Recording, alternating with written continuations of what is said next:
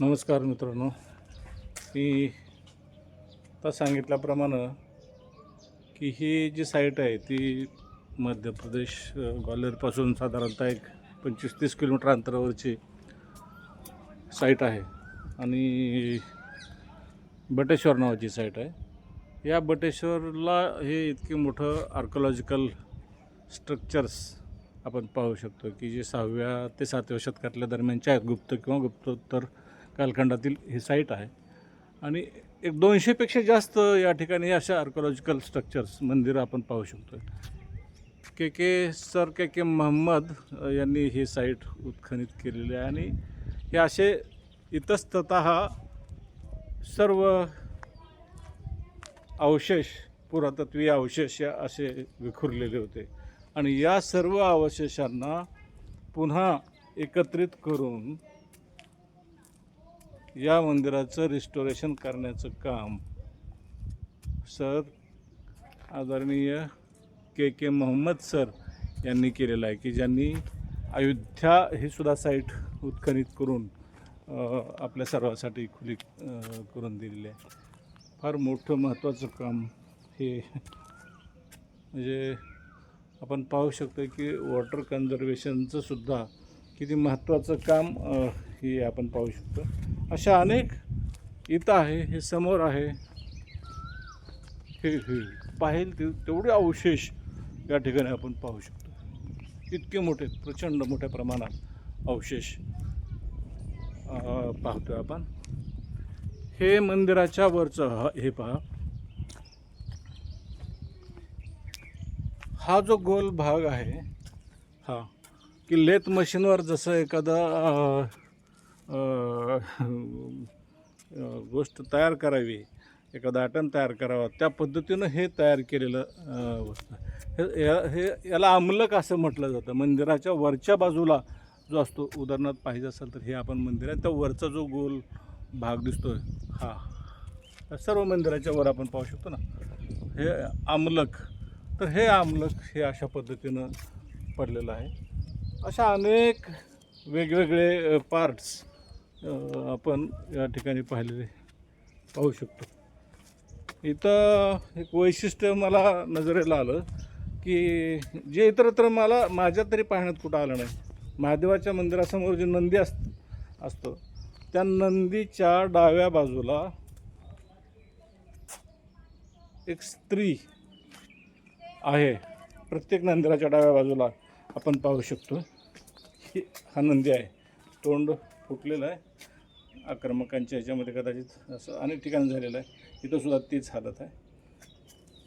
इथं स्त्री आहे.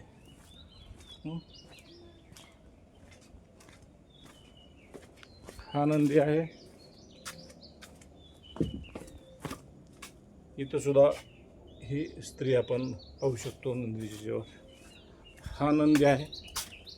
इथं सुद्धा ही स्त्री पाहू शकतो. अशी प्रत्येक नंदीच्या डाव्या बाजूला ही स्त्री आपण पाहू शकतो. तर ही सुद्धा आहे डाव्या बाजूला.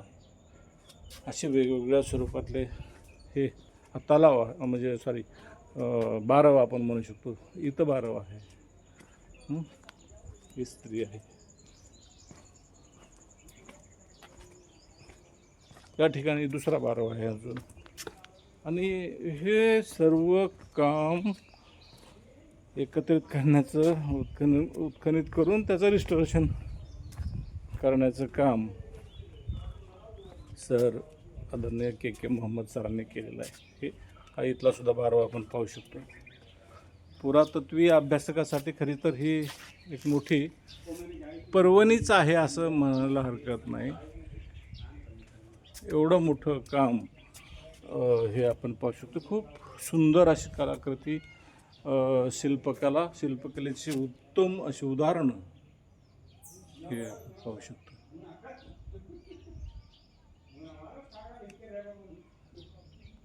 एक नाही, दोन नाही, तब्बल 200पेक्षा जास्त मंदिरं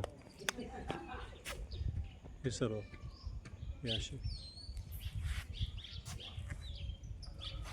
फार मोठी महत्त्वाची site archaeological survey of India या भारत सरकारच्या संस्थेमार्फत ही साईट आपल्या सर्वांसाठी शोधून उत्खनन करून दाखवले.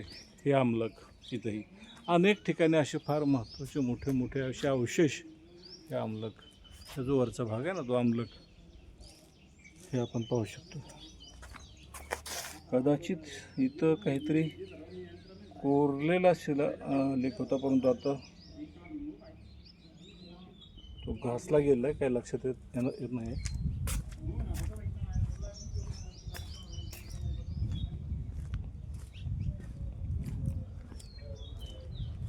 किती पाहावं आणि काय पाहावं, म्हणजे आश्चर्य वाटावं असं हे साईट आहे खरं तर.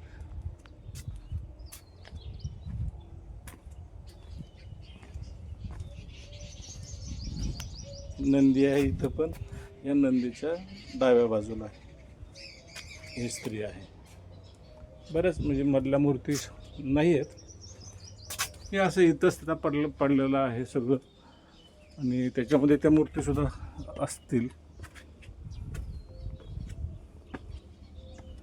बापरे, अजूनही फार मोठं काम या ठिकाणी पुरातत्ववेत्त्यांना करण्यासाठी फार मोठा वाव दिसून येतो. आपण निश्चित आवर्जून एकदा भेट द्यावी या ठिकाणाला, असे ठिकाण आहे.